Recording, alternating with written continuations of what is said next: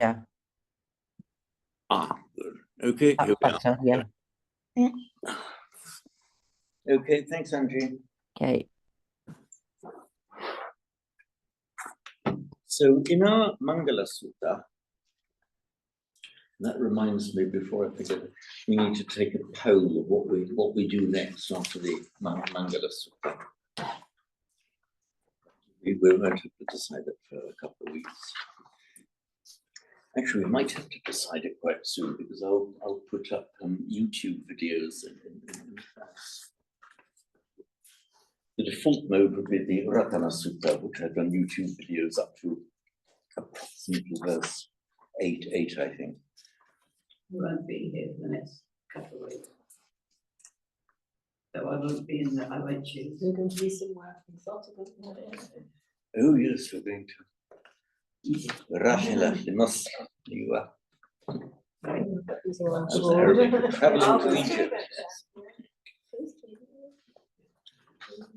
So last time round we did verse 6. It was Mata Pitu Upathanam Buddhadarasa Sangaho Anakudachatamanta Etam Mangalam Uttamam.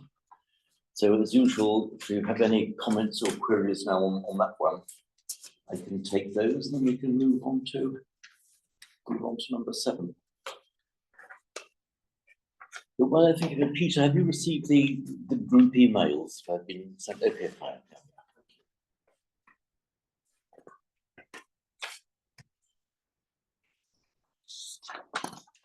So let's look at verse 7.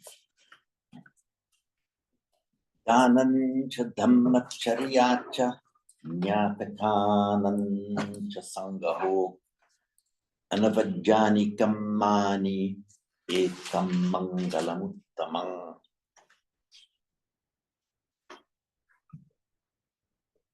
So dana, what's the story of dana? What does it actually, not just what it means, story, what do you know lies behind the word? It's the double N, or is it got? No, it's only one. One of those. Dana. Verbal nouns. It is a verbal noun, yeah. Okay, just going to work this out there. It's the verbal noun from the root da. So we've got the root da,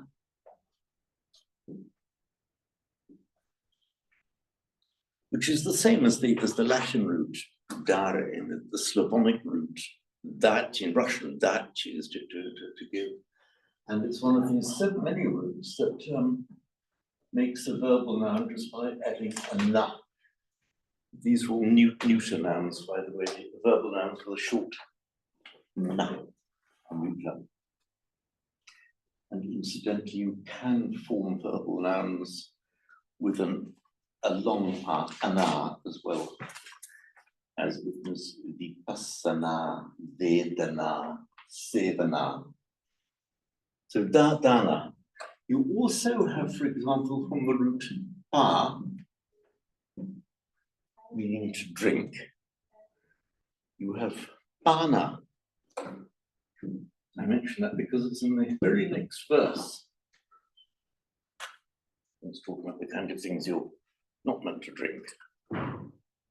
And also a well-known one that you all know, I'll give you Sanskrit and Pali.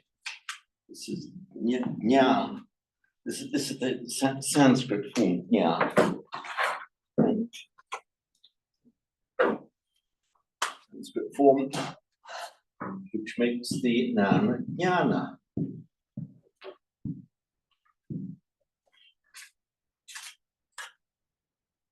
Of course, cognate with our English word know. So our K is a relic of that jna. And in Latin, gnoscere. And for example, sanya, which in Pali means sanya, is directly cognate, for example, with Latin cognoscere and English word cognize. So sanya and cognize, actually etymologically the same word. And recognize is do a second sanya of something. Is sanya then simply, how do we get from did that to sanya? Okay. Let me take you through it. So this one, dana and pana, dana, pana, same in Sanskrit, Pali. But nya, oops, yeah, sorry, jnana, of course, this becomes just jnana in Pali. Pali puts a dot on the end. So these are, oh, another one, star, you see? Star, to stand. So if Makes, you get jnana, how do you get sanya? Is the prefix then sanya. with knowledge can bring it? No, this is the some meaning together or with or at the same time. So it's the same as the Latin co and com. Okay, So it's with the SAM usually. that's right, yes. So it's bringing, it's knowing with. Knowing with With. is kind of like an associated knowing.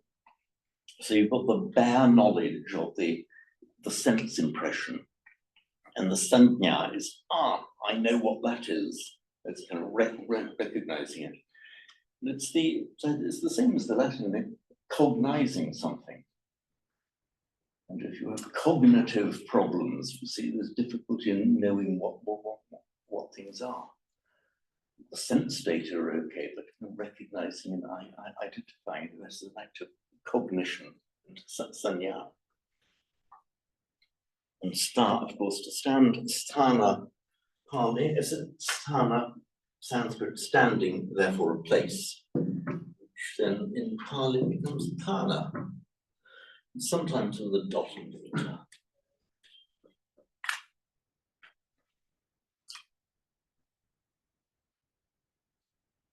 As we know, can mean the occasion of something. Pamada kana, suramere majja, pamada kana veramani. I found that really helpful last week, actually, during the week. Which bit did you find helpful? Well, we were exactly this bit that you were saying how, like Pamadatana, it's the occasion, and you avoid the occasion. That's right. So that, and I just thought when you get really tired, you can get ratty, or you can, so avoiding an occasion where Sina might be broken felt really Exactly so, yeah. opportune. As I mentioned last time, you and I were brought up avoiding the occasion of sin. We were in that Catholic stuff, yeah, but there was lots of other things where you can avoid the occasion of. Avoiding the occasion of sin, yes. So that it has exactly that meaning in this context. The place of pamal. You could say papatana would literally be the place of sin, namely the occasion of sin, the kind of circumstance in which it can happen. It was in the 5th precept, yeah. That's, Yeah. yeah. So maybe you should explain it kind of as but not being in a place where you might fall into, where you might pamada might arise. Yeah, and so what he's saying is where it would arise. So in Surameria Majja Pamadatana, it means you avoid them as the occasion of pamada, the occasion which you can fall into heedlessness, and however we translate that. I suppose if you're having a nice glass of wine, you probably wouldn't fall into that. But if you know drinking on your own, you might well do. Indeed, so I mean, you have some people are a little bit more liberal than others in their interpretation of this, but the way I understand it linguistically is that you avoid suramere and majja to the extent that they could occasion pamada. Yeah. It's an absolute prohibition. There's a reason for it. If they're likely to cause it, then it's to be avoided. But if it's a relaxing, if it's just a glass of wine in for like company, I suppose, Yeah. wouldn't actually qualify because you're highly unlikely to fall into. Yeah, but then if you had a tendency to drink, then maybe one glass of wine would That's bring you back on a more. sugary slope. That's, You know. they say in Louisiana is a whole other story. If you don't have a tendency to get, you know, with alcohol, if you don't have a bad habit with alcohol, then you know yourself what's, you know. I just think it's quite important, because I think you can often get stuck on that precept when you first come to Buddhism and you're with people who like to drink and you can get a bit judgmental. You can indeed, Which, but this yeah. actually does give the reason for it, if it's the occasion of pamada. Which bit are you looking at here? Is that, have you gone to, I was looking, No, look, he the fifth precept. okay, right. In fact, in the very next verse, we've got Majjapana. The reason I gave you pa and pana, meaning drinking, is that it's actually in the next verse. So jnana. So danancha dhammacharyacha jnatakanancha sangaho. Sangaha we had in the previous one. That's the verb that actually originally means gathering, or the verbal noun rather, that means gathering. But here it also has the subsidiary meaning of supporting, as in supporting your parents, supporting your family.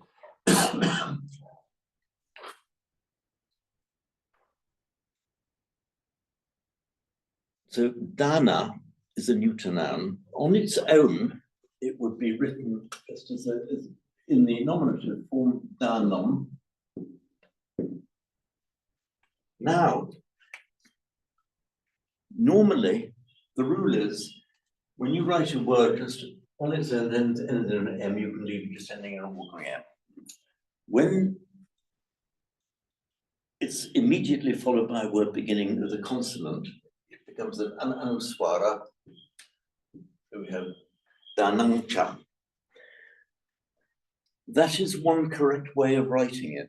You'll see it written here with an N with a tilde.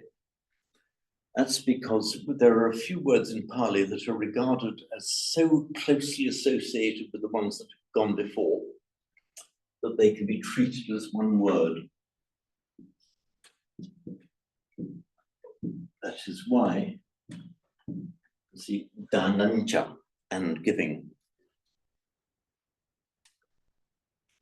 Are you familiar with the anuswara, the subdotted M? Okay, I would. You're pronouncing it online as sound, and whenever I've chanted that, it's been an sound. But maybe my hearing wasn't very clear. There's a problem in Pali. This anuswara, the final nasal, is going to be pronounced differently between the Sri Lankans and the Thais. And when I'm pronouncing it, I do my best to do a Northern Indian style pronunciation, as close as we can get what is likely to have been pronounced in the Ganges Valley at the time of the Buddha. And we've got a fairly good idea how it was pronounced because we've got a fairly uniform level of pronunciation right the way across Northern India. Some variations, of course, about how the individual sounds are pronounced, but also, much more importantly and helpfully, we have the internet is full of chants by Brahmins of the Rig Veda and the other Vedas, also people chanting the Bhagavad Gita. I mean, there are any number of chants available, and you hear a high degree of uniformity from people all over India, the way they chant Sanskrit, which gives us a reasonably solid idea of how Sanskrit was pronounced. It seems to have changed so little. And it's even now, the most telling thing to my mind is that you get people who've had no contact, groups of Brahmins right from Kashmir to Tamil Nadu and Gujarat to Bengal, who've had no contact with each other for millennia, but they're still pronouncing and chanting the Rig Veda the same way. So that is, it's not proof, but it's very strong evidence that there's an unbroken tradition of that's how it was correctly pronounced. And that's what I, as a native English speaker, do my best to follow in pronouncing Pali. Does the Pali vary then? Sorry, I don't want to take away, The but Sanskrit is, It sounds pronunciation is, it's you know, pretty fair, uniform yeah. all over. The Thais, the Thai pronunciation, the way they pronounce Pali is affected by the phonetics of Thai. So this word on its own, they pronounce da nang with a ng sound. But in the Ganges Valley, they pronounce it da nang, indistinguishable from an ordinary M. And we've got one of my students on the online class at Sri Lankan. Down there, they pronounce it Danam. So on its own, left to its own devices, it comes out as an M. Now, if it's followed immediately by another word beginning with a consonant, it takes on the quality of the following consonant. So you can say Danam cha, but Danan cha. And if you want to say he gives dana, it's dadati, it's danan dadati. So not pronounced as an M, but pronounced as an N for the following D. We do the same in English with this, say, the M sound. If you talk about the word sin, S-I-N, then it comes out as a sin with a recognizable N at the end. If we add a K to it, we don't say sink, we automatically say sink, don't we? Sin, sink. The quality of the N changes so that it matches the point of articulation of the following consonant. And that's what's happening in Sanskrit and Pali the entire time. There's nothing very complex about it. So, danan dadati, danang garuti, danancha. So it's just that M takes on the quality of the following consonant. If the following consonant is an H, it comes out as an M. Darang, danang harati, danam vadati. But in many of those places, the Thais would come out as an L throughout, which I couldn't go as far as I deprecated. Our beloved Thais do, but it's a departure from the native phonetics of India. Another thing they do in Thailand is this kind of glottal stop that comes in. No more. Well, that is a feature of Thai phonetics. No, I've never heard anybody else apart from Thais saying no more. The Indians would just regard it as weird. And the Sri Lankans certainly don't do this, namo. Any Indian or Sri Lankan would pronounce it namo. What the Burmese do, I'm not sure. I suppose in this school where we've learned chanting, we've tended to keep where we can to the tradition of whoever is teaching us that That's chanting. right, yeah. So we've had somebody Thais who's teaching you and you follow. Yeah. So yeah, and if it's Sinhalese, some like the offering verses and the puja with Sinhalese taught, so we do the Sinhalese style. Yeah, exactly. So it's a bit like there's not right or wrong, but we try and keep to the authenticity of that thread. Sorry. I'm teaching Andreas. I'll call you back. Sorry. So Jeddah again. Nice to be wanted by your regular clients, but he does tend to bring up his odd times. That's from Jeddah. Ramadan.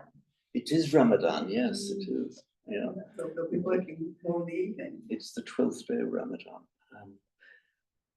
Ramadan. They eat and drink far more in Ramadan than other times of the year because they spend the entire night partying. And turning up looking like death in the morning. When I was running an office, as I did that for 16 years, Ramadan started off well, but as Ramadan wore on, you just had to keep your Muslim staff away from anything that required advising clients or thinking with them, because they just became more and more zombie-like as they partied through the night, had a couple of hours sleep, and then turned up for work. I think most offices in the Middle East and they've changed the hours during Ramadan. You know, so that it's easier to fit it in. They They do might have change it. evening meetings more. Actually, in the UAE, I don't know if it's still the rule, UAE where I was, the official working hours are 1 hour less in Ramadan. They still officially carry on working, but one hour less. But as it were, them towards the very end of Ramadan, I just have to tell your Muslim staff not to bother to come in at all because they start to become dangerous by the end of Ramadan.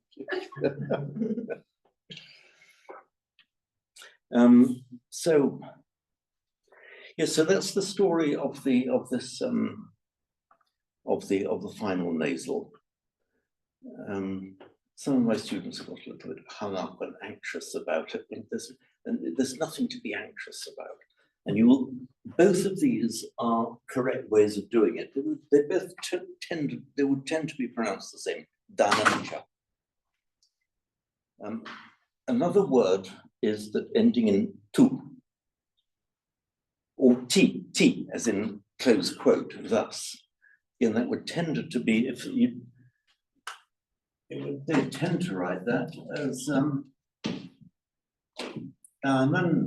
ti.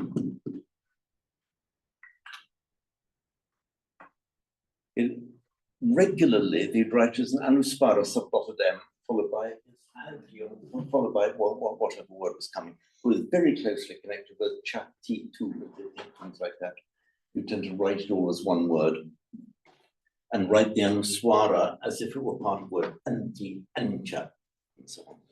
Don't worry if you haven't taken it all in. So basically that T is the end of quote T. That's right. It's nothing to do with it, our language. It's the close But it's all quote. together. I didn't realise that. Yeah, sometimes when I've seen things like that, why have you done that? You know, obviously just different ways of doing things. But yeah, I'll have to find some grammar book that's got an explanation, or else I'll just do my own explanation. Maybe do a video on it. I think your explanation is good enough. So danancha, dhammacharyacha. Yeah. Just to do that. Charya. It's from the root Yeah, brahmacharya. Yeah. brahmacharya. Brahma faring. Charya just literally means going, and then faring, the way you conduct your life, the way you live your life. So dhammacharya is literally dharma faring or living according to the dhamma. Is it referring to the Charya, Brahmacharya? It's the same word, and that refers to the. It's the student stage of life. That's right. You're a brahmachari. The Brahmachari is a student who is taking certain, in a traditional sense, student, a young person who's in that stage of life devotes themselves to studying. That's right. And their teachers and so on. Exactly so, Yeah. in theory anyway. Yeah, in theory, yeah. It also get translated as celibacy. The celibacy, I was Yeah. going to say, and then I was going to say that. Brahmacharya. That's That- brahmacharya. Sorry? That brahmacharya when it's celibacy. A brahmachari would mean the exact opposite. Oh, yeah. The brahmachari, literally Brahma fair, living the Brahmic kind of life. It's from the root char. One of the very, very common root. And it's one of those roots where we can look at it and say, we use the same word in English with the same derived meaning. It is char. Our English word car, so I say come and chariot and carriage. The verb to carry, they all come from that same root. It just means going. And it makes more than one way of making the verbal noun, but we have the charya.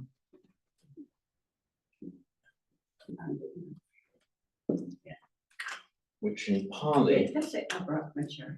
Oh, because it's making make the precept is training Not to not to do that.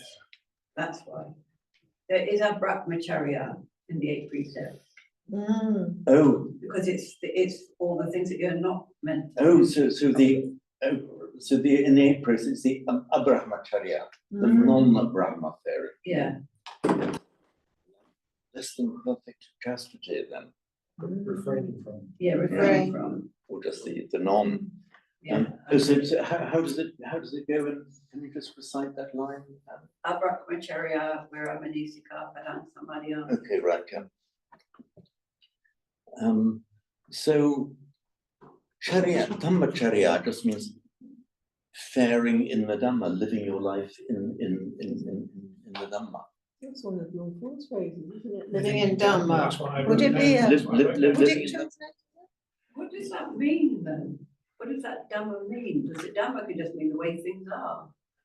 Here it probably means according to the teaching, Right. because Okay. the word will move its meaning according to the context. Right, so it means according to the teaching, the Buddha's teaching. I think here it must mean that. Okay. You say Buddha Dhamman Deseti, the Buddha teaches the Dhamma, obviously his teaching there. That's true, we call it the Dhamma, don't we? Buddha Yeah. Dhamma Sangha. That's right, yeah. Yeah. So here it must mean, I think, living according to the teaching. Teaching thing. This charya is one verbal noun. So in Sanskrit, charya, in Pali, charya. There's also another verbal noun from it, which is chara.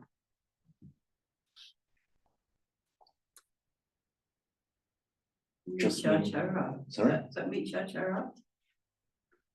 So yes, it is. So you have achara. So mitya.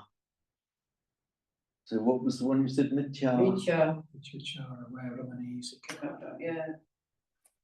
Oh, kamesu, michachara. Yes, okay. So achara. So chara. It's a verbal noun of char, just means basically going. If you put the prefix "a" towards it, so "a" in front of it, that has the underlying idea of going towards something, but that took on the meaning of your conduct, what you move towards, means that your conduct generally. So achara is conduct, what you move towards, what you feel impelled towards or driven towards, your achara. That's really good, actually, isn't it? Because sometimes, I mean, I don't know everybody else, but sometimes you know you shouldn't be doing something like a certain type of speech, and you're just what you're moving towards. So it's more than more than a single act. It's like your habitual. That's right, yeah, mode- of mode- going, mode- you're mode of moving action. back into that phrase, that tendency that you know isn't helpful, so. Yeah. So the achara is your conduct. And there was another word that was invented out of it, which in the Sanskrit is the same achara, same meaning as well. But they have the word instead of at the end, acharya.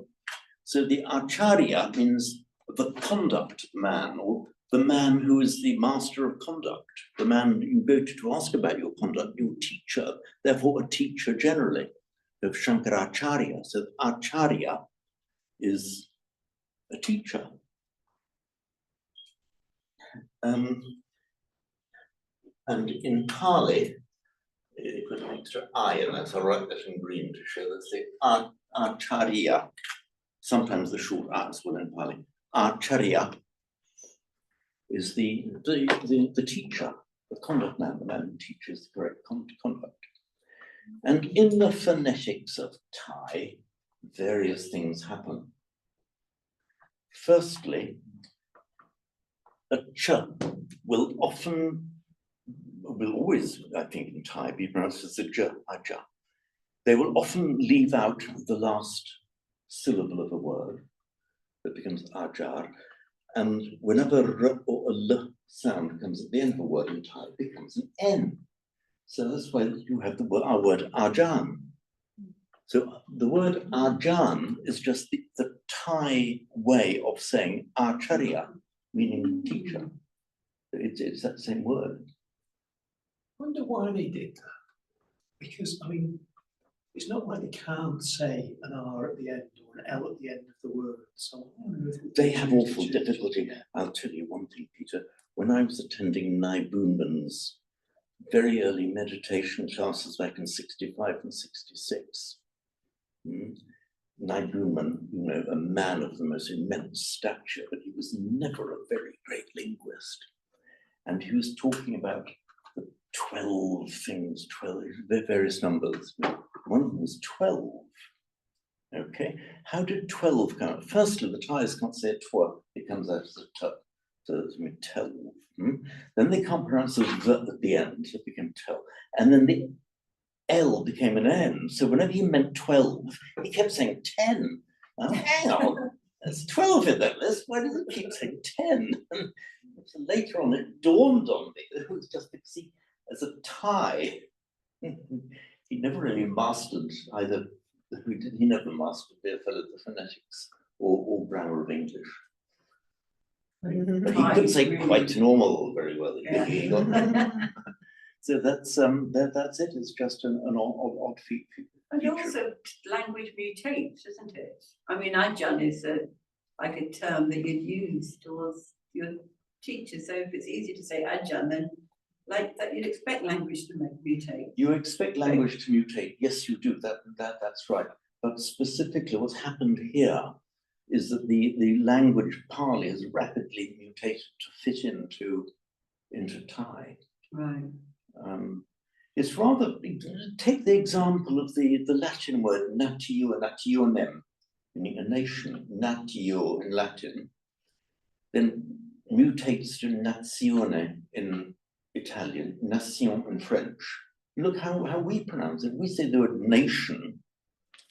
Now, a Latin speaker wouldn't have the slightest idea how he'd say natio and we say nation. So we've done exactly the same with those Latin sounds, what the Thais have done with a lot of the Pali sounds. And some of you may have met the young Thai lady who's been working in the library, who announced that her name was That's the simple bit, like all Thais. There's a lot more complicated. So A also has a first name Chon. Now, Chon, okay. And I said, well, what does that mean? She said, it means water. I said, water. She said, it's the Pali for water. I said, no, it's not. Jala. Then it dawned on me. Jala.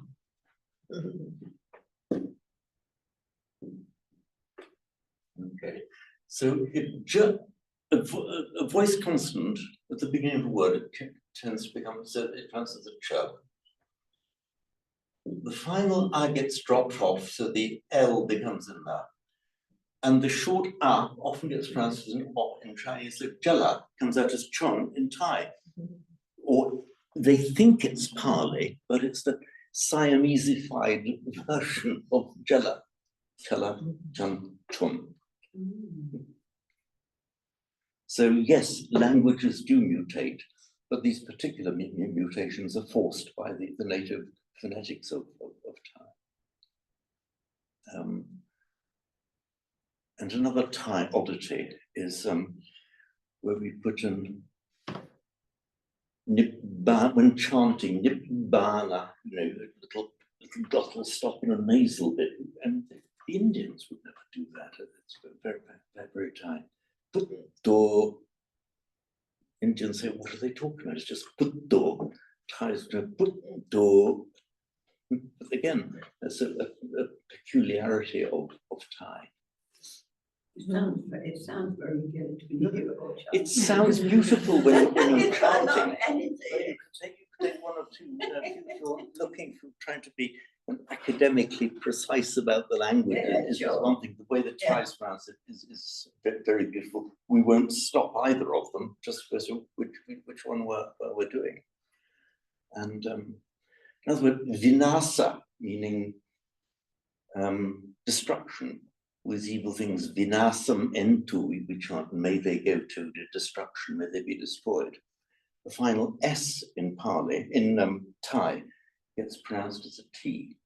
So I was discussing this word, we were discussing some chant, me and A or I forget, chon, anyway. Yeah. And he said, yes, we have that in there, we see vinat, because they drop off the final A, and they pronounce the final S as a T. So vinasa becomes vina in the pronunciation of Thai. So what are we to do here in Manchester? And I was sure he would say this, So I don't think he would have put pronounce. oh, You no, would say okay, that's okay. Because when they're chanting it, when they're speaking Thai, when a Thai is chanting or speaking in Pali, they can perfectly say vinasa, and they will do that. But just when it comes into Thai then, when it's in actual Thai language as a borrowed word, they will tend to drop the final syllable, and that leaves an S at the end, and that S mutates into a T under the phonetics of Thai. But that's only when, as it were, when the word has come into the Thai language, rather than the Thai way of pronouncing Pali when they're deliberately speaking or chanting Pali. So speaking Pali, they can perfectly well say vinasa, but as the word has gone into Thai, they just go vina.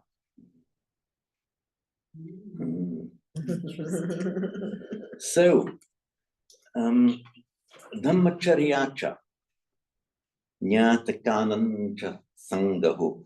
Nyataka, it's from our root nya, who we've just been looking at, meaning to know, the root nya, to know. It makes its past participle regularly by adding a ta, nyata, in Sanskrit, nyata. And you can make a noun out of that, a nyataka, Pali nyataka, which originally meant the people you know. And then by extension, the people you know well, therefore your relatives. So nyatakanancha sangaho, supporting your relatives. In a lot of Eastern societies, they often call people aunties that aren't actually blood relatives in any case, don't they? Oh yeah, Is yes. it the same in your yeah. culture? Yeah, so it's probably about people you know, they would say if they're strongly part of your family the group. distinction is not very clear. You know, if you're like a close friend of my mom, then we'll call Auntie, yeah. Just thinking that fitted in with that, people you know, but I think they got her auntie. Yeah, I mean, I remember when I was in India, visiting Indian families, and then the children of the families, oh, could be James Uncle. It would be Uncle James, James Uncle. Go and say hello to James Uncle. So that's right. So friends of your parents would be called uncle and auntie. So you do that in Korea as well. Yeah, we do. Yeah, I think the concept of family is a Bit bigger, broader, yeah. not just close relatives. But, Which is quite nice, really. Yeah, Traditionally, traditionally even more, but in modern society it becomes a bit more westernized, but still the case. So same in Korea. Nice to hear that. And also, just going back to like certain sounds Thai can't pronounce. Obviously, I can't pronounce like F or Z because we don't have the sound. And then when people use those English words into Korean, F becomes P, and Z becomes J, maybe, in terms of sound. So all these words becomes quite different, so Mm. I it's wonder the why same you would way. choose a different consonant altogether, because, well, you can say V though, can you? No, No, V and F. yeah, Okay. the soft sound, like a V, F, what else? W? Or is it the Yeah, I W? can't sound Yeah. the water well. Like, You say yeah. law? Law. That's interesting one, because we have sound in between L and R. And it depends where if it begins with those, it becomes more R than L. But if it's in the middle, it becomes more L than R. But it's kind of right, yeah. middle But sound. not a kind of like an English R or a L. It's going to be in between. I would say so. I don't know how you. Yeah, it's in Yeah, between. it's sort of, yeah, and also depending on whether it's the beginning of the word or. Okay, end of right, the yeah. word. So yeah, I can't tell R or L very well. What examples? So it's often like I get confused between royal and loyal. Because we royal don't and have loyal, the yeah. sound. It's the same sound. If you write down in Korean, it's the same character. Oh, is that right? You use the Yeah. same thing. It's just we pronounce loyal. So And there's how would no you royal. say a word like reliquary? I can't Oh. say that. Can't say that. A reliquary is a place where you keep relics of something. Right, A right. reliquary. Paul was trying to say Arc de Triomphe, and he couldn't do it. So who was trying to do that? Paul, it's a hero. He Oh, was right. trying to say Arc de Triomphe, and he just couldn't do it. I was so pleased with the one thing that he could, that he found that he can't do.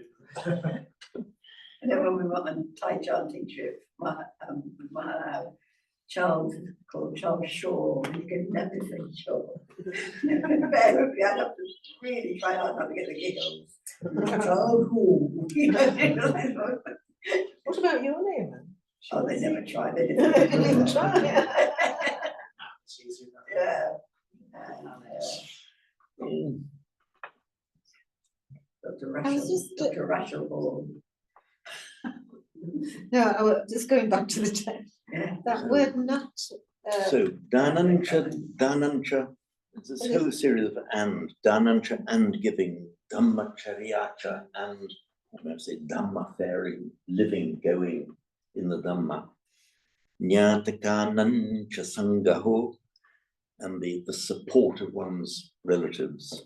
It was the word natar, because in Sanskrit, does that mean birth? I mean, Natar, or how do you pronounce that? Nyata. N-A-T-A. Nyataka. Nyataka. Is it related to birth? Oh, that's Jataka. Oh. Okay, let me just explain it. So, It's just that I come across it in Sanskrit and I thought it, and then I thought relative, so it's all, I thought perhaps there was just a connection there between actually, there could be, birth and relatives. one can fall into confusion there. Okay. I'm now going to remove any possible confusion Yeah. for all time. So we have the root Jan, referring to birth, either being born or giving birth, Ah. transitive Maybe that and was it. intransitive, janati, jayate. I won't give you the grammar of the verb yet, but just jan as a root means is birth, and it's directly cognate with the Greek gen, as in Genesis, or gen, of course, pronounced in Greek, and with the Latin equally birth, as in modern English, generation. So from Greek genesis, Latin generatio, it's that same gen from the Sanskrit, from the Vedic jan, meaning birth. As I say, come into English, Genesis, generation, it's that same word. It makes a slightly irregular past participle. You would expect to see, I'm going to put an asterisk here. I mean, I'm giving you a form that doesn't exist by way of illustration. You would expect to see past participle, janta, But in fact, slightly irregularly, it lengthens the R and drops the N. So jata is born. All right, that's where I got it from somewhere. Sorry? I knew I got it from somewhere. Okay, right. So that is where you got it from. Now, the birth stories are the Jataka tales. The birth stories in stories from the previous births, the previous lives of the Buddha. We also have Jata in the form of a name, Sujato, and feminine form Sujata just means well-born. Directly cognate with the name Sujata, well-born. In Greek, the Su meaning good or well, beautiful, lovely. In Greek, it turns out the S drops and becomes an Eu in Greek, which we pronounce as a U as it comes into English, meaning anything good. Euphonics, euphoria. So Eugene, the name Eugene, is directly cognate, etymologically the same as the word Sujato, and with the same meaning, well-born. Sujato, Eugene, same word. Can I just ask you, guess back on the point, but in the, on page 6, when we do the transference of merit, it says, "Idame nyatinam, not nyatinam, but Yeah. don't be nyatayo." Okay, So why don't you have a car in there? there's more than one way of doing it. In English, for example, you can talk about your relatives or your relations. You can use two words. So you can use nyati and nyataka. Right. They are Both you can use them. that same meaning. Thank you. I don't think there's even any shade of distinction between them. They just use interchangeably.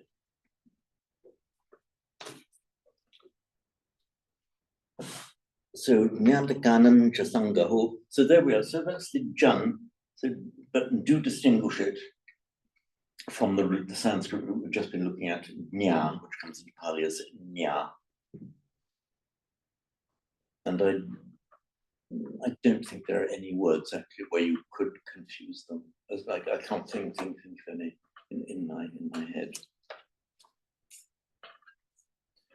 But you can see there's almost a semantic overlap there, which is, I think, through you, Veronica, because the Nyataka, you think of people who are born into the same family, you think think of birth, but in fact, that's a kind of that's a Because it's important in Indian culture, the birth, because you're born into a caste, you're born into a, it's like your birth is very much your destiny. It is indeed. However, but here, just from the linguistic point of view, there's just a superficial similarity between those two words, Jana and Nya, but they are completely separate roots and treated as separate roots. So Nyatakanan Chasangaho. Now, Anavajani Kamani, blameless deeds. I think, should we just have a little tea break now, and then we'll go on to explain Anavajani Kamani. It goes well with Dhamacharya, doesn't it? And Anavajani Kamani. It does. It's interesting. This was we did that group with Jackie. Oh gosh, do you remember that? Yeah. We did the mango. We did Just all going of to those. Andrew, I'm just going to pause the recording now for our little tea break. The sunshine one. We pause kept record. I kept all the pictures actually. That was fashion. Yeah. She came out crying. It was surprising. They want to pick you up. They are target. They see it as failure to hand that visa. Yeah. How much money are they going to pay you when you come over here to students? I don't get paid to do what I'm doing. Did you get the visa or not? So we're going to look at Anavajja. Yes. Root does Anavajja come from? Might you know? That. Oh, did I write it here? I write it. Yeah. Do you know, at least somebody reads the notes I've written. So the root vad, meaning to say, just as char can make it chara, so vad. A lot of these roots with a short a and a single consonant will make the verbal noun just by lengthening the a and adding a short a, so chara, but vada. So vada means saying. It also means something like holding a theory or the kind of teaching that you give. So the Theravada is the teaching of the elders. That's the word that it's from.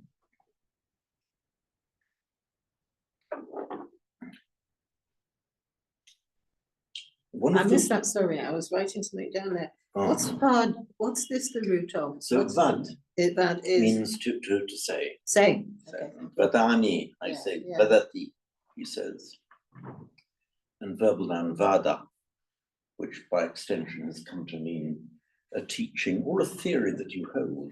Like in one of the early Buddhist schools, the Sarvastivadins, Yes. those who held that Yeah. the Sarvastivadin, one Yeah. who holds the theory that everything exists, the Theravada, the teaching of the Theras, of the elders. Oh, talking of Theras, by the way, we have a Thera, meaning an elder. It's just somebody who's long established, is the meaning of the word. Oh. Not lesser. Isn't it? What are they? Oh, Hinayana is the lesser, isn't it?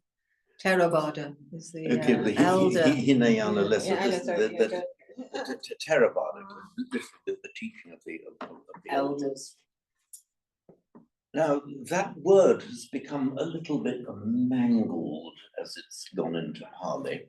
But if we go back to Sanskrit, it becomes much closer to the English.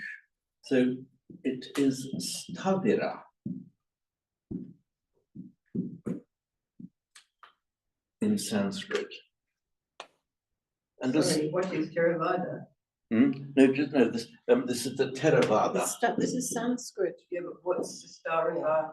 So stavira is the same word as Thera. So stavira mutated to Thera in Pali. So what happened to it?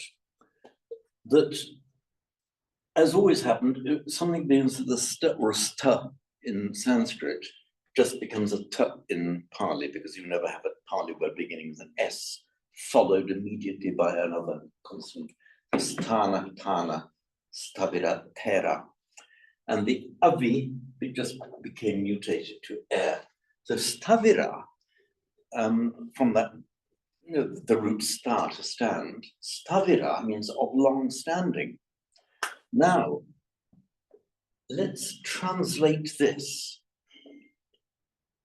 or rather trace it etymologically into Latin. Did you do Latin at school? No. We were looking for it. Latin, stavira, let's mutate this into Latin. Sta. Right. Stabilis, meaning, which we have in English as stable. In other words, fixed, firm, stable in that sense. And it came to mean, it's etymologically the same word, so stabilis, stable, stavira, terra, are etymologically all that same word. But whereas in English, well, in Latin and English, stabilis, stable means firm, unshakable, stable. It came to mean of long standing in Sanskrit and Pali. So the Theras are those who have been stable, those who are of long standing as ordained monks. So the elders. So that is Theravada. like the surfer. That's more, isn't it? standing, everybody Yeah. else is falling. Not just old. Sorry? They're not just elders, they're long standing Yeah, and they're stable. long- long- Yeah. The very word elder means that you have grown older Yeah. in your position. That's you're an elder of the church. And Jehovah's Witnesses, elders, and so on. It makes so much, to me, it makes so much, what am I trying to say? And it means so much more to me than just respect your elders. Yeah. It feels like they're the people who got Yeah. the stability in them. That's that right, yeah. have been established in it. And they're Exactly entrenched so. in it, Long Yeah. standing. rather than Well, just, again, established is that same word. If you're established, you've been long stable in it for a long time. In fact, the E was just added by the French. So without the French, we'd have been saying established or stabilized, established. Yeah. I do find myself sort of being on the side of Theravada, you know, as opposed to Mahayana. Oh, that's Mahayana. We're Theravada. I mean, I'm not, but I do have, I know it's, what did you call that, a bit of prejudice. But maybe because we've been in this so long that I don't relate to the Mahayanas. Well, some bits I do, yeah. But it's like there is a bit of rivalry, isn't there? Or a bit of sense of where the real ones, you're just a later development, or where the Mahayana think they're the really great ones and we're just some sort of obscure earlier cults, you know, or something. Well, actually, in Paul's book, Yeah. Jhana Consciousness, Yeah. he does relate that incident, which I was there at the time, Oh, right. back in Another one. 66, when Nai Buman and the Tibetans were there at the same ceremony. And, you know, they evidently regarded each other as brothers in the Dhamma. There was no Theravada, Mahayana. And Paul makes that point in his book. That was just me being. Trungpa Rinpoche and co. Were there That's how it on should that be. occasion. Mm. Yeah, that was the Vesak ceremony. I was organising. You're it telling me, actually I mean, that I've way, told you, yeah, it was back in I've Witness talked Week. to you about that, so you Spring must try and 66, reenact 67. the same thing. Yeah. So let's look at that then. Now, we have what's known as the future passive participle, something that is worthy of being done, requiring to be done.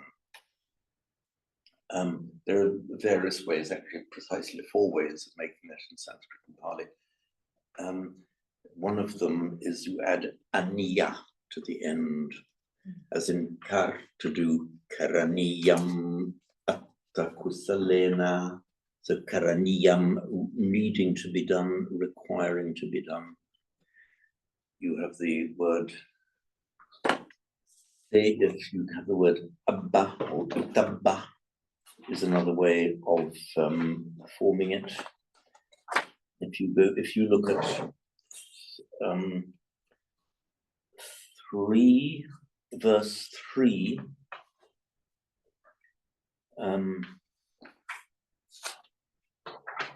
Sevana Chabalanam Panditanam Sevana, but save meaning as a verb, if you do save a thing, it means you resort to it, make a habit of it, indulge in it, follow it.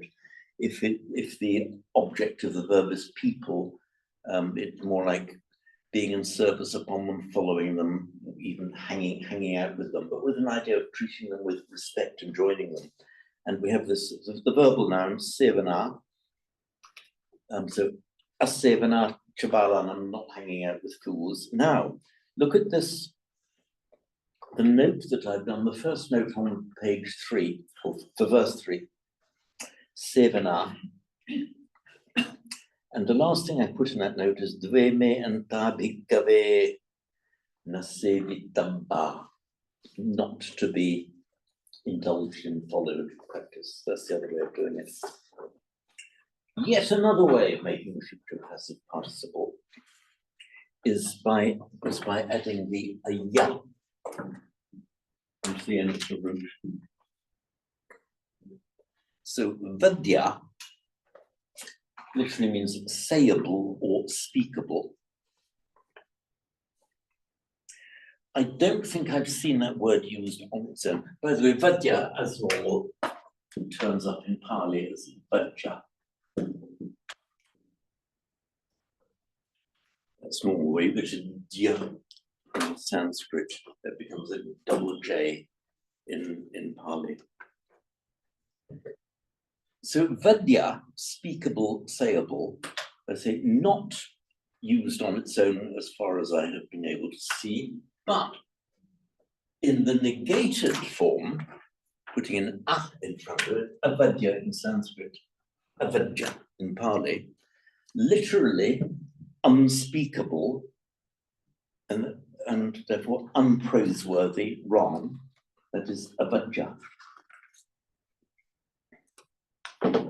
Not to be spoken.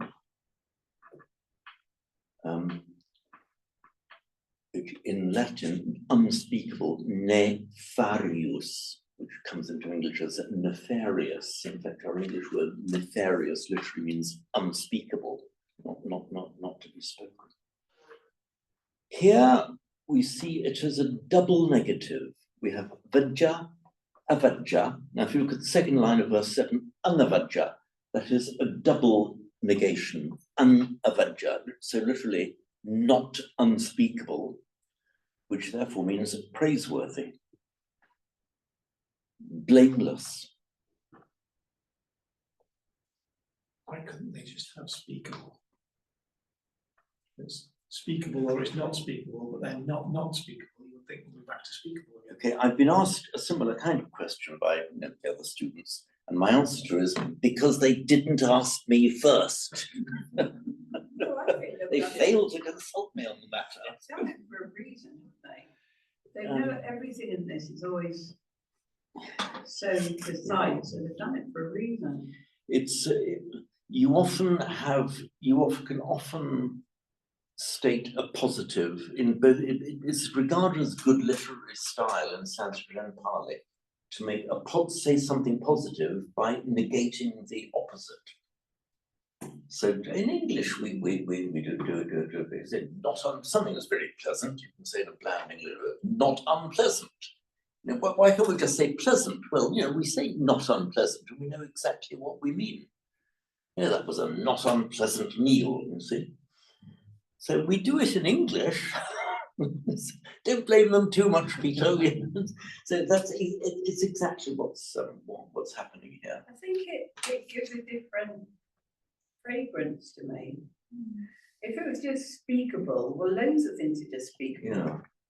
But when you know yourself, I mean, I think that will help me sometimes. It's not unspeakable. Yeah. Certain things it's not really very good to speak about, but it's easy to. So it's not unspeakable. Not. Yeah, I think it's more has the idea of avoiding the kind of things that you wouldn't want other people to know and speak about. Yeah. That's the idea Not of it unspeakable, behind it. yeah.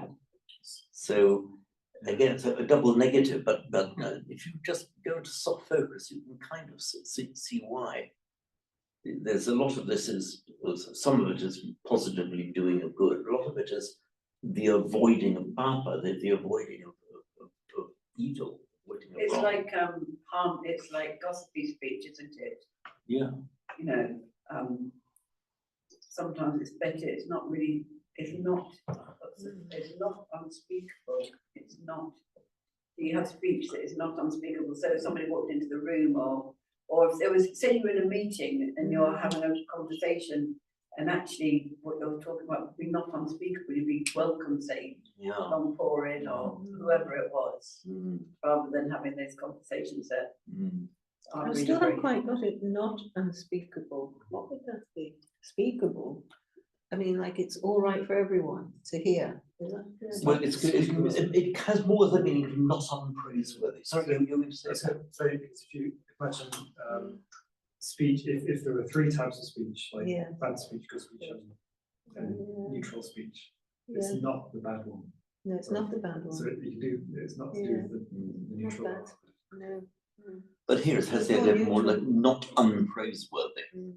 So you want to do what you would be happy for people to know about and say. So don't avoid anything that you would not want to be known about and said about you.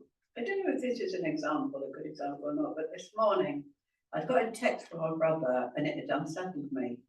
And Sarah was leaving for work at 7:30 and I was down in the kitchen. And I knew not to say anything because she was focusing on getting ready for work.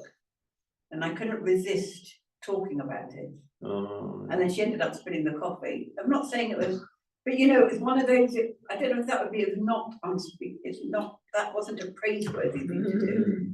It was the opposite of that, not unspeakable somehow, if that makes sense. I knew it would be better not to have spoken. My mind made it very clear, she doesn't need this, and who. So sometimes we say things not thinking about the other person, we say things about what we want.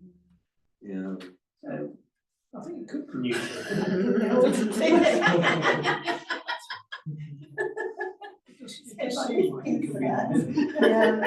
It does seem like it could be in the middle. It's kind of a neutral type thing. Yeah. But it's not unspeakable, but it might also not be speakable. It's just Okay, I think here, because of the the way the Sanskrit and Pali style, you negate the negation, therefore you're making a positive statement. So here it means not simply a neutral, but means praiseworthy. right, okay. But not unpraised, something, so you've got to be on a particular side of the line, certainly not avadya, the unpraiseworthy. So anything from neutral, it covers anything from neutral to good.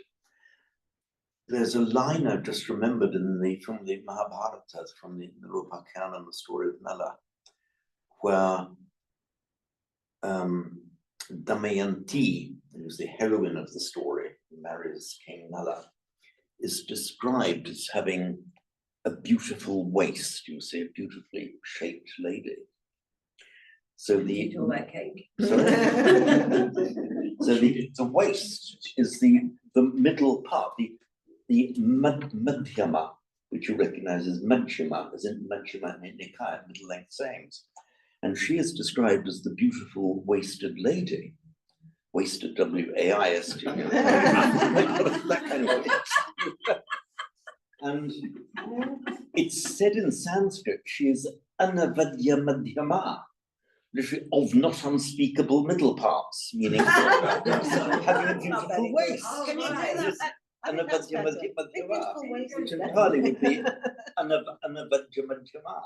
It means that your waist is speakable. Not It would unspeakable here, meaning it would positively beautiful. Positively worth mentioning. Positively worth mentioning. Indeed, even the gods took on human form to try to deceive her and to marry them. But she spotted them. She had a clever device, because if you say a certain word to a god in human form, he is then obliged, that god is obliged to return to his divine form. So she wasn't seduced by all these gods, she wanted a proper human mother, you see. So there we are, the lady of not unspeakable middle parts. So in that particular case, it means positively beautiful. Which in a way is quite nice, because we have so much on speech about refraining from. And I know this is another double negative, but it is giving that shift. Actually, there is speech. I know, you know, that they do shift it all, like speech that is harmonious rather than divisive. But on the whole, this is a blessing, isn't it? We've had speech in this blessing that is worth speaking. But this is another example of how, in fact, a double negative can be a very positive in both Sanskrit and Pali. So on a linguistic analysis, the anavadya could range from just neutral, but can also mean positive. How it's meant here, well, the word covers that entire range. Make sure it's on the correct side of that median line. So anavajani kammani. I wonder, sorry, whether it's linked with relatives. Kammani is simply the neuter plural, kamma, singular, neuter, kammani. Just means acts or deeds. So anavajani kammani is, you could say, blameless acts or praiseworthy acts. which when it's linked with the verse on relatives, you see, maybe it's extra. It's extra special. Very easy to not speak well around relatives. I have noticed. I remember a monk saying that once, she done all this practice. It's really dumber. Done all this practice. And he came back in English. Within 24 hours of being around his mum, he thought, have I learned anything? Yes. Because he had an Italian mum, didn't He he? did, yeah. Yeah. And a British military found that they met during the campaign up Italy as the British army was coming up Italy. That's where Buddhidhama's father met his mother. Yeah. So how did you, sorry, I don't want to digress, but he came here, this is Bodhidharma, who's now got a whole centre not far from Green Street, actually. In Wales, yes. Yeah, but he came here because his mother lived in Oldham and he kept going to visit his mum. Oh. And he stayed here. He was a Dhammavarati. No, well, I don't know.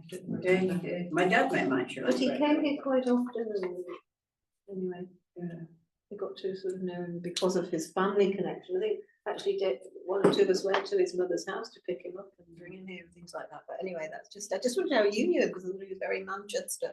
But He did a house for a while, didn't he? That was Oh, when he was teaching at Gaia House, and I lived very close to Gaia House. That's right. because he teaches the Mahasi Vipassana Very much in so, the yeah. other centre that he has. Yeah. But, yeah, on the cushion by 4 in the morning on his retreats.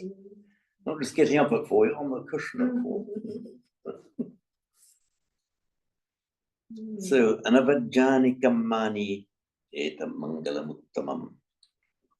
So, this concludes the pedagogic bit on 7. So, danancha dhammacharyacha jnatakanancha sangaho anavajjanikam mani etam mangalam uttamam.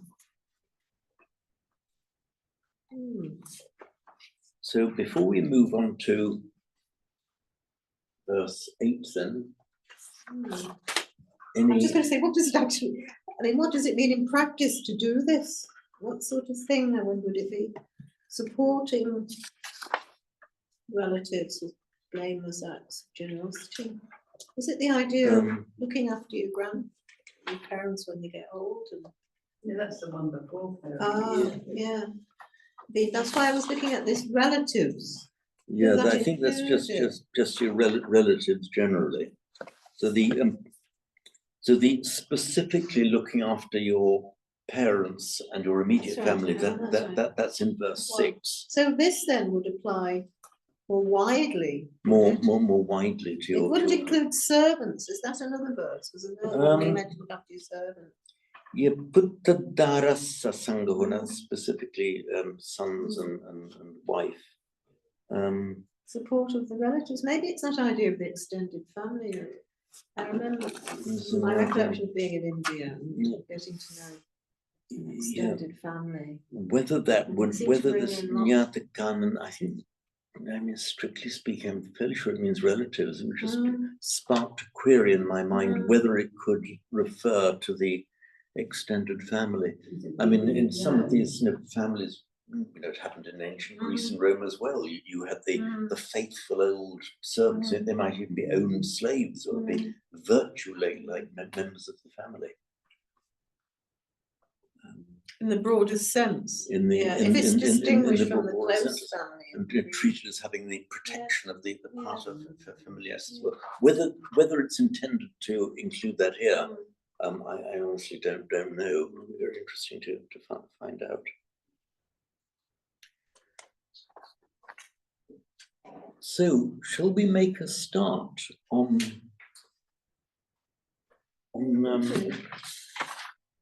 verse 7? 8. Sorry, I meant you're right. Verse 8.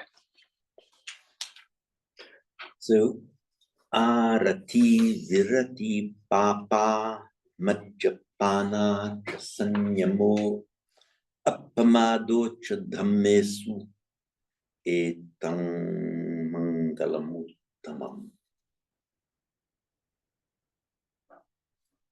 back to the anuswara that we were discussing.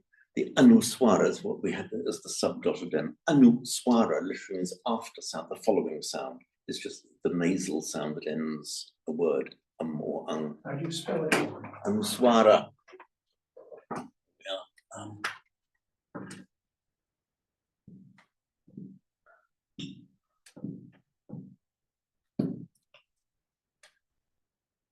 Swara on its own means a sound, and the anuswara, the anu means like following after. The anuswara is the after sound, and it's the final subdotted M. This is the Pali.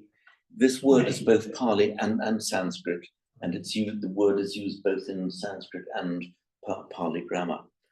But here, etam mangalam uttamam. Here you see a very good example that etam,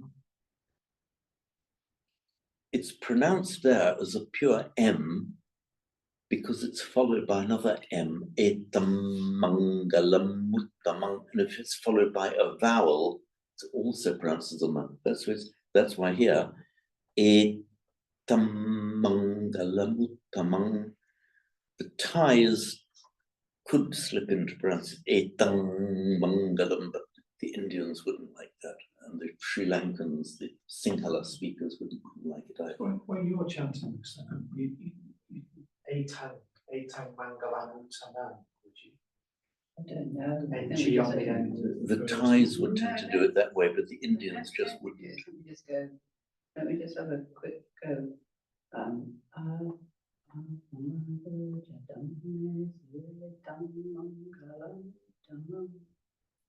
It's NG on Etang and NG on. But I have been taught by Mahalao. Yeah. Mm. So the Indians would think, hang on, that's just wrong. But the Thais would think that's right. Yeah.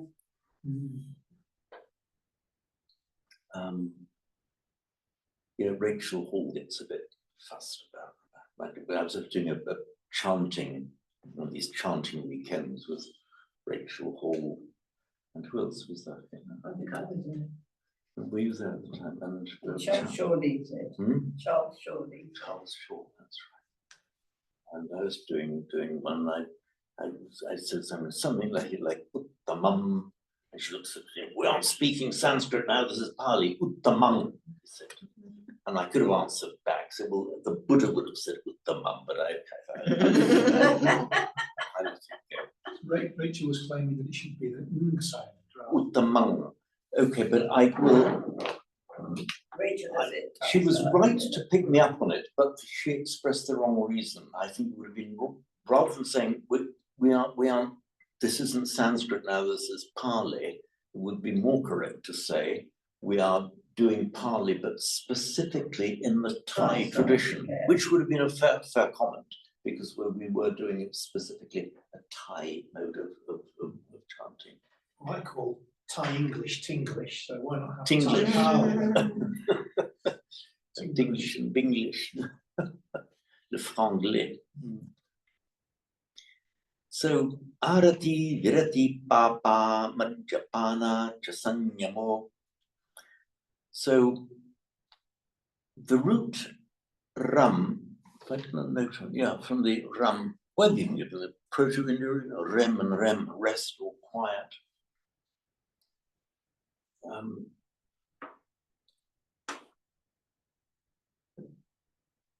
And it can denote also ceasing or stopping.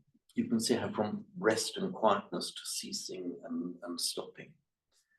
So we have also the form virati or virama, would have effectively the same meaning, but stopping or a desisting, a ceasing. We all know the veramani form, which is a variant of that same word, virati, virama, veramani. So veramani means refraining or desisting from, that's the word that we use in the precepts. Panati pata veramani sikhapadam samadhyami. So arati and virati I don't think there's any real difference in meaning. You can tell somebody with the legal phrase cease and desist. Well, they mean about the same thing, just as arati, virati mean about the same thing. I wondered why they say twice and cease and desist like Why? Because it's lawyers. we sing that a lot. Stop doing it and don't do it again. Cease and is it desist. not Cease, really? okay, yeah. Actually, there is a slight difference. Cease just means stop. Desistere means to stand back from it. But in ordinary speech, it has the same effect. I remember some years ago, I read in the First World War, King George V, he had his long, King of Saxe, Coburg, Gotha, so. And he decided, well, this isn't very good. I'm going to change my name to a proper English name now, because we were at war with Germany, and that is from August 14. And he did a deed poll for the change of name of his family. For our name will henceforth be not Saxburg, Saxe, Gotha, Coburg, or whatever it was, but Windsor, as the family name. That legal deed that the family shall henceforth be called, known, designated, and about 6 other words, all with about the same meaning. Most formal legal document possible, about 6 synonyms for being called something. Called, designated, named. So lawyers, Just in case. Just in case. So, and you so often find you just use a lot of synonyms or near synonyms. Is it not, if there's an R or a V, is that not give a slightly different meaning? Like V, like falling away from the quiet. So normally I would expect a root with the prefix R and a root with the prefix V to turn up with different meanings. But here, unusually, I don't detect any differences. It's a little bit odd. So rum is literally just quieten. Yes. Quiet. It also has another meaning of to delight in something.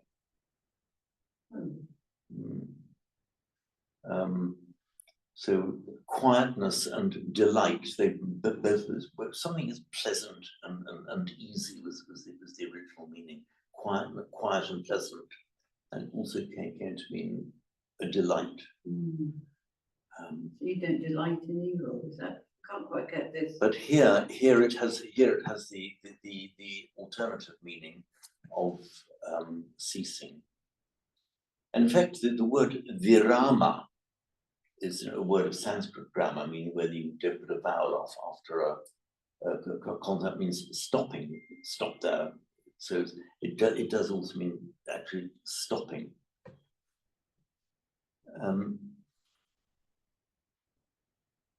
These are two, by the way, the root is ram. You would expect this makes a verbal noun by adding a t, a short t at the end. So you'd expect ranti. But this is one of those ones where the nasal drops out, rati, like gum, gata, gati. There are several of them. Man, mata, mati, gum, gata, gati, ram, rata, rati. It's a short e, but in this text it has been lengthened for the sake of the meter. Metri kausar, because he needed long syllables there. The Pali poets, I've said before, they permit themselves to be a little bit naughty about that and change the language because they want a long syllable rather than a short one. It would never be allowed in Sanskrit, but it is allowed in Sanskrit. So if I were reading this in prose, it would be arati virati papa. But the way it's written in the poetry is good. Arati virati papa. So ceasing and desisting from papa. This papa with the long R is the ablative form, meaning from papa. What was that word? Ablative. It's the ablative. That one. Ablative. It's the in Latin the ablative, you know, by, with, or from. Okay. In Sanskrit and Pali, it just means from. So we have the root papa, meaning it's often translated as sin, any kind of wrongdoing. It's very word of broad meaning. Anything wrong, does be morally wrong, is a papa. And it is a neuter noun, so it's papam in its nominative form. In Sanskrit, you make the neuter with words ending with a final short a, make neuter with an a. So from sin or from evil would be papat in Sanskrit. In Pali, you can't have a word ending in a T, so it just becomes papa. So we have just the stem form without any grammatical endings, papa, the stem form. Nominative and accusative, papam, ablative, Sanskrit papat, and in Pali papa.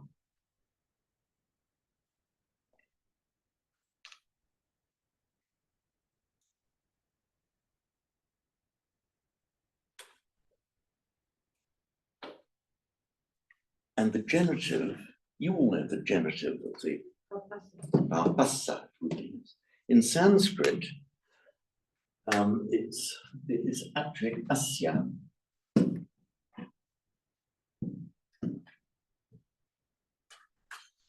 But in Pali, it's exactly the same, except that the sya just becomes a double S, papassa.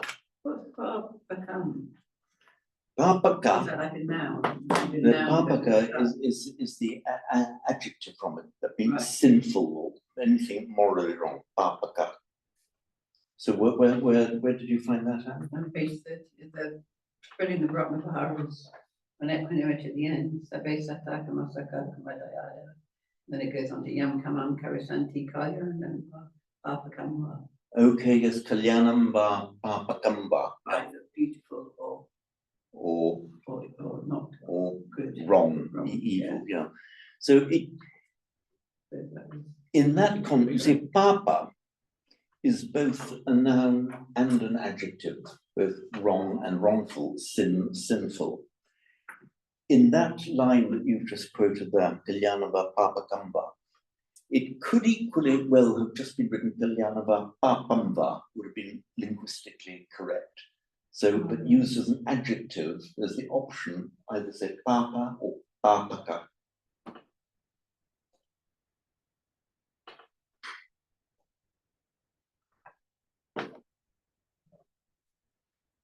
So, arati virati papa majjapana chasanyamo. Now, this is the same majja as with surameria majja. Pamadatana is that same madhya. In Sanskrit, madhya, M-A-D-Y-A. And it seems to be cognate with our English mead. M-E-A-D is the old honey wine. The mead, yeah.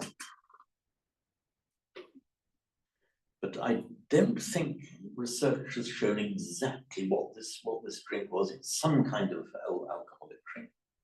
It may well have been mead, for all we know, honey wine.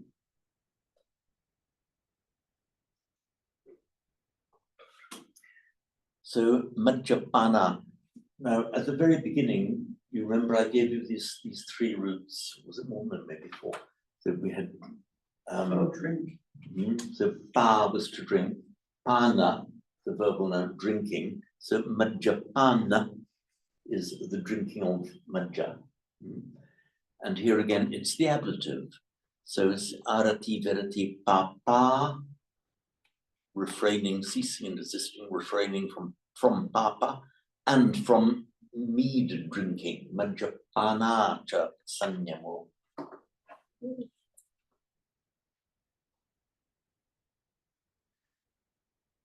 It's actual mead, is it? So it could be mead. I don't think it's some kind of alcoholic drink.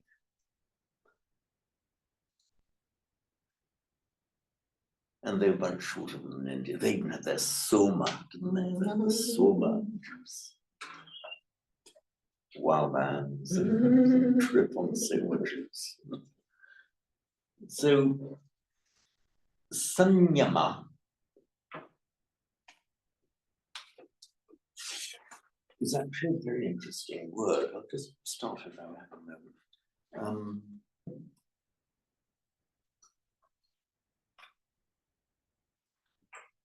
There are two words. I remember there was a group I was with who were looking at a translation of one of the verses of the Dhammapada, and it was translated as restraint and control. And on that occasion, I did manage to keep my mouth shut. But they would then start, what's the difference in this translation of Dhammapada here between restraint and control? And then we started talking about restraint and control. And they were just talking about these two words as they are understood in contemporary English. I wanted to say, stop everybody, look at what the Pali says, because if you go back to the Pali, it's totally obvious there, the restraint and control. The restraint was the sanyama, and the control was the dhamma. Sudantam chittam, the well-tamed mind. Adantam chittam, the untamed chitta, the untamed mind. It's the root dham, meaning to tame. No, I'm just concentrating on that. What was the untamed mind? How did you say that? The untamed mind is the adantam chittam. Adantam. So dham to tame. Yeah. Let me write this up here. Where's my, here we are.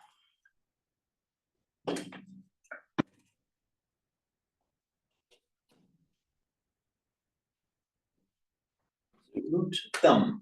Oh yeah. No. I've got good notes on this one. This is the same in Sanskrit and Pali. Add to the past participle, add ta, and of course the m becomes an n, so you get danta. The danta, and it is etymologically the same as our modern English word tame, dum tame. They're from that same root, and with the same meaning. So the sudantam chittam, so just well or good, the sudantam chittam, the well-tamed mind, the adantam chittam, the untamed mind. And it makes the verbal noun dhamma. One way of making the verbal noun dhamma. So it was talking dhamma and sanyama. Now, yam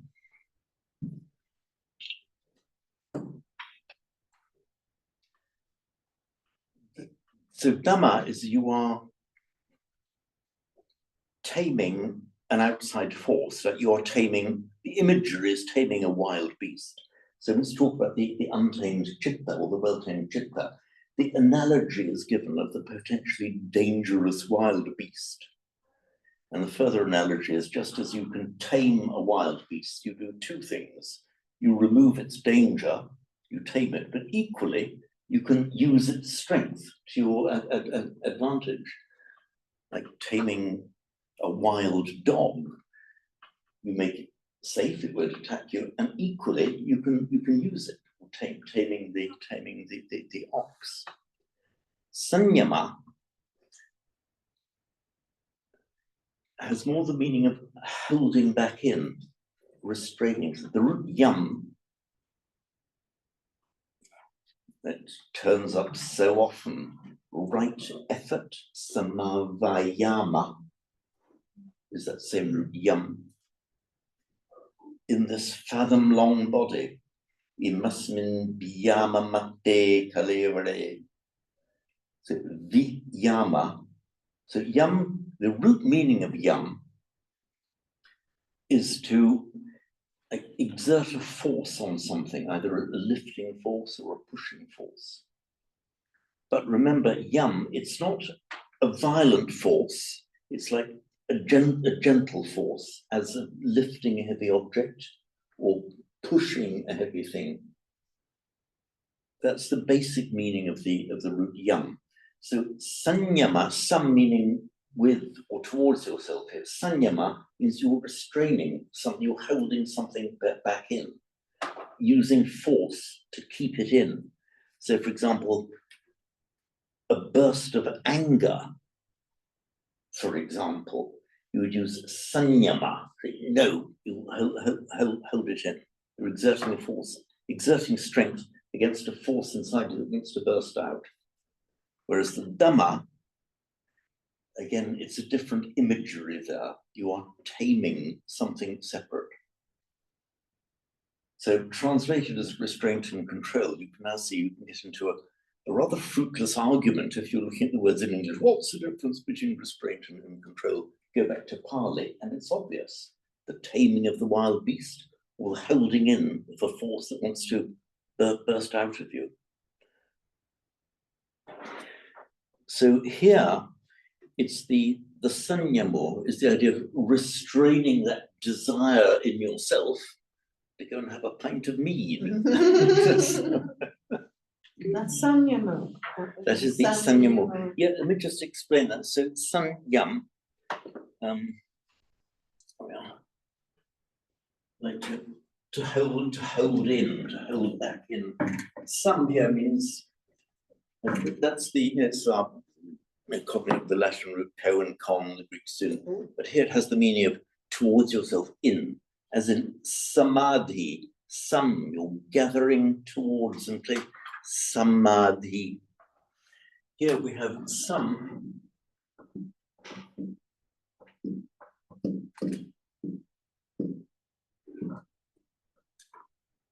Originally it would have been sanyama, something like that, but then it came to be, in Pali, it's the same word, but then it came to be written now as sanyama.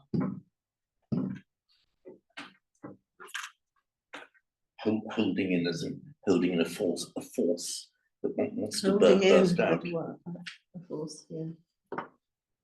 I've noticed it's 9:05. Oh, it's 9:05. Okay, so just me. I can go on and on.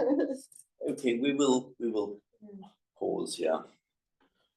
We got the first line anyway.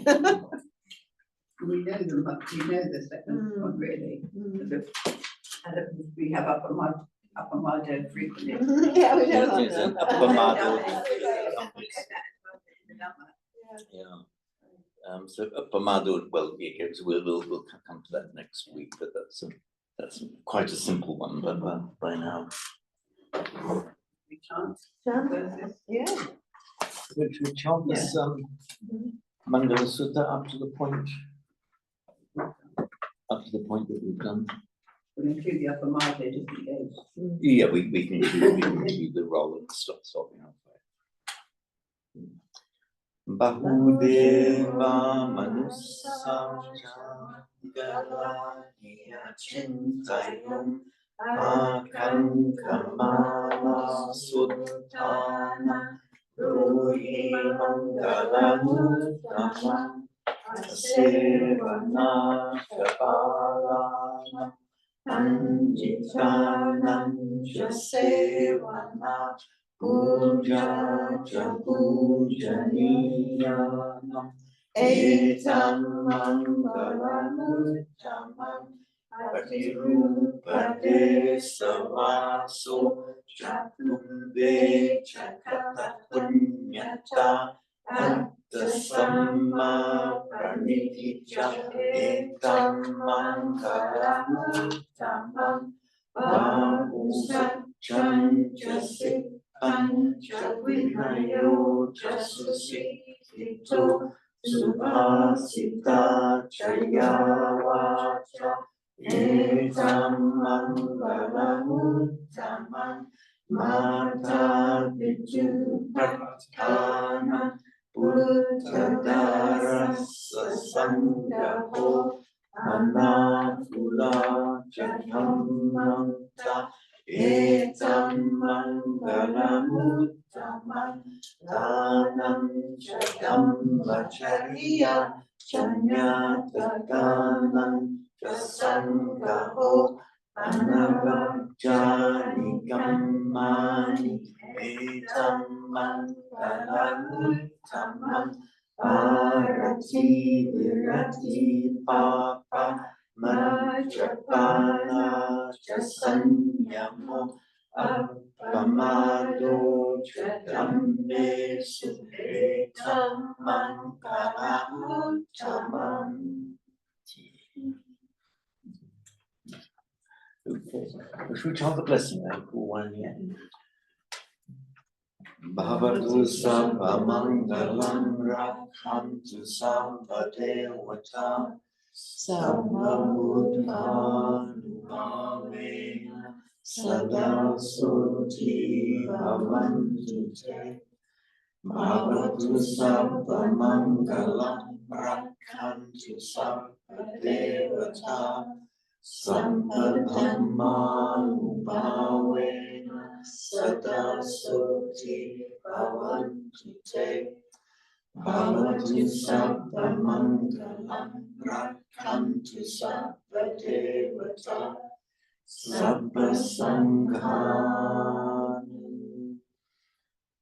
Bhavena Sada Soti Bhavantu Te. Sadhu, sadhu, sadhu.